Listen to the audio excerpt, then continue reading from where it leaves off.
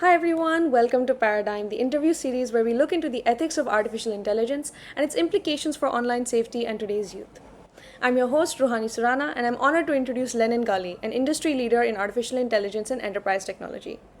Mr. Gali is the Chief Business Officer and founding team member at Atomicwork, an AI native platform that streamlines and automates enterprises' internal support operations.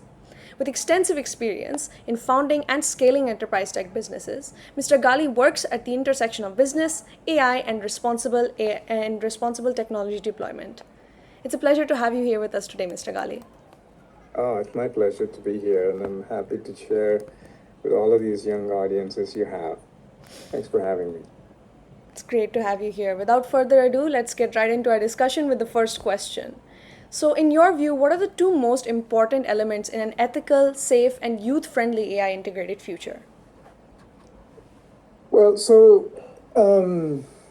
agency and activism and participation and leadership, and I kind of combine them because I believe taking agency, and obviously agency is a very important thing, and we see that most people lack it when they come into the job ecosystem and coming and doing anything, and having that agency and also having that activism mindset, because opinions are important. Having a decision-making capability is important. So that's really important for us when we look at it, especially in the ethical aspects, because without having that strong opinion, you can't really get anything done.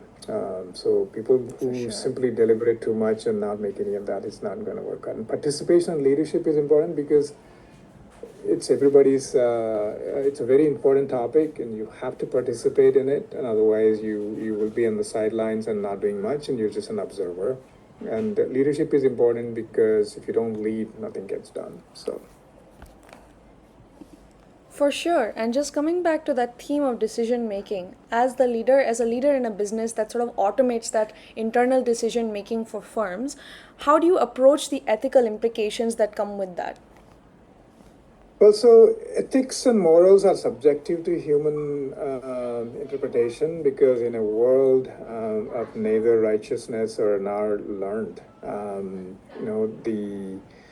the challenge we have in a culture of war between both life and, it's a cultural war in life. Basically, one of the things that we're dealing with here is that we always think people are right.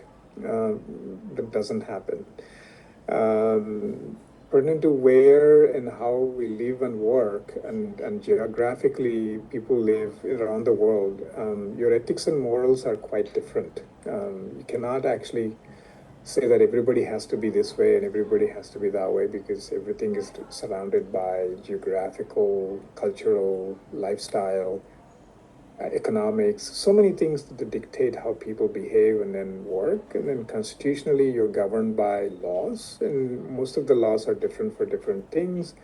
And so the struggle, and for us, being conscious and careful about right versus wrong, and I think those ignorant and selfish people, it's very difficult for you to reason with certain things. And so we as humans, the reasons for human-centered psychology is based on fear, obviously social norms and hierarchical systems that we deal with. So there's a lot more goes into these things, and that's why it's a very difficult to say how do you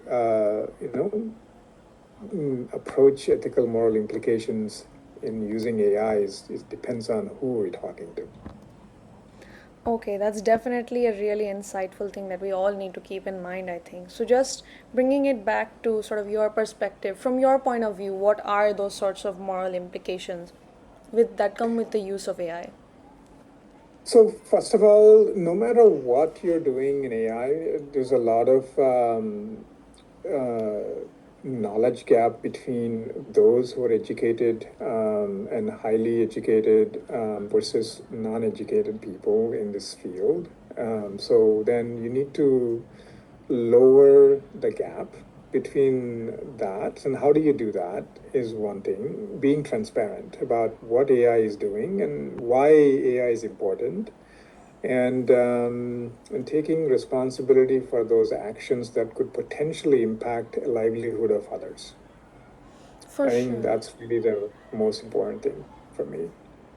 And just carrying on from that theme of responsibility, what moral obligations do the creators of AI, specifically sort of agentic AI tools, bringing it back to Atomicworks sphere, how do you think that the moral implications of the creators of these sorts of AI tools, how do you think the duties that they have beyond, enterprise level duties to their clients, how do you think those play out?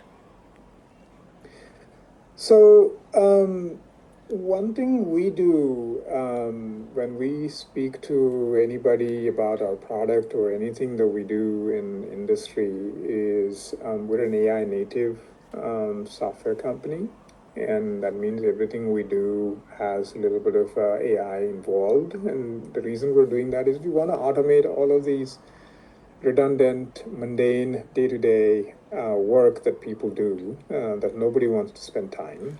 And when that's number one. Number two, we're moving into a society of speed. And when you want something, you want it now. You want it in real time. And if any delay happens, people get frustrated. Imagine if you lose For sure. internet and you get frustrated. If your device not working, you get frustrated. You get stuck in traffic, you get frustrated. If your TV is not working, you're watching a program, you get frustrated. So, same way in enterprises also, if an employee is actually needing help and if you don't provide that, you get frustrated. So, we want to address that. And how do you do that when most of the service and support today is human to human?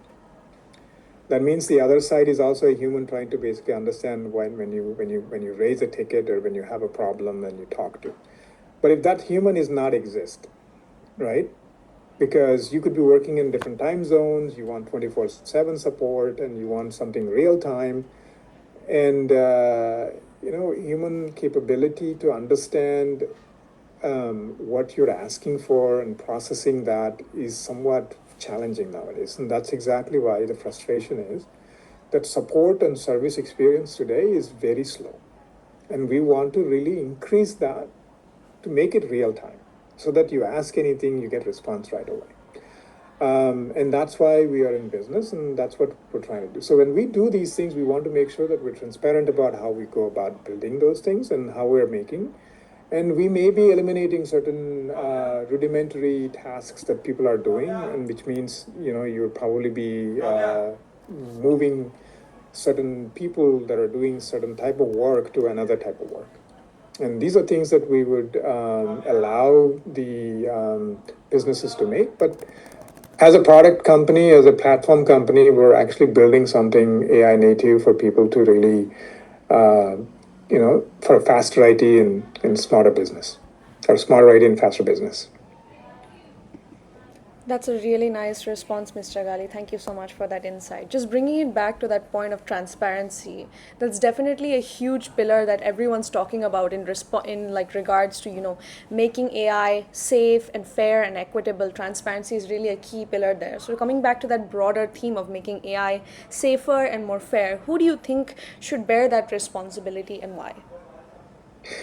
So the idea in a general responsible world is everybody should be responsible because AI or any of these broader technology implications are felt by everyone.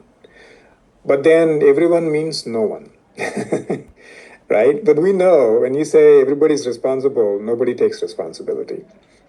So we're a society that breaks every law we agree to abide by. I mean, obviously, this is a notion of being a human, and we're always, don't like any restrictions. Even if we have restrictions, we tend to kind of follow where we like, and where we don't follow. So the good, the bad, and the ugly truth is, if we don't have it as a law, that means if it's not a law, nobody is going to care about the consequences. And it's one thing to be a human and another thing to be a moral and ethical human. right? And it's a very difficult thing. And like I said, it's a subjective thing. So assuming that people will be moral and ethical is like assuming everyone eats breakfast at 8 a.m. and sleeps in 8 hours, and which is not going to happen. So that's why we have to set these responsibilities depending on who, where, and what, and how.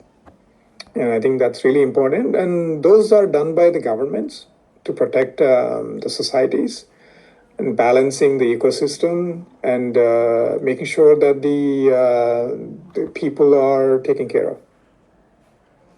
Definitely, I do agree that that's really one of the most important things. Thank you so much for your time today, Mr. Gali. Thank you so much for agreeing to share your really eye opening insights with us. Really appreciate your time. Yeah, thank you. Thanks for having me. I had so much fun. Thank you.